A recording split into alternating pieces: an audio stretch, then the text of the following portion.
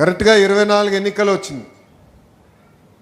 చాలామంది నాకు చెప్పారు, మీరు 2 స్థానాల్లో పోటీ చేయండి, ఆల్రెడీ మీరు ఇబ్బంది పడ్డారు, మళ్ళీ మీరు ఇబ్బంది పడకూడదని. నేను వాళ్ళకు ఒకటే చెప్పా, 5 సంవత్సరాలు కష్టపడ్డాను, మంగళగిరి ప్రజల మనసు గెలుచుకున్నానని నేను భావిస్తున్నా. ఒకే స్థానంలో పోటీ చేస్తా, అది మంగళగిరిలో నేను పోటీ చేస్తా అని చెప్పా. ప్రచారంలో మీ దగ్గరికి వచ్చా, నేను ఆనాడు మీకు కొన్ని విషయాలు చెప్పా. ఏ మెజారిటీ అయితే నేను ఓడిపోయానో దాని పక్కన ఒక 0 పెట్టి నన్ను గెలిపించమని ఆనాడు నేను మిమ్మల్ని కోరా.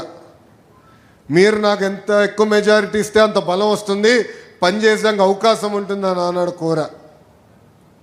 సర్వేలు చూసాం, అన్ని పార్టీలు సర్వేలు చేస్తాయి, మేము చేసాం. కుప్పం కన్నా వెనుకబడి ఉన్నాం 1%.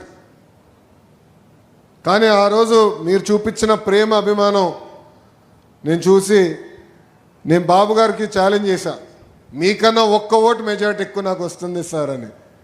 అప్పుడు బాబు గారు అన్నారు, కుర్రోలు స్పీడ్ ఎక్కువ మీకు అని.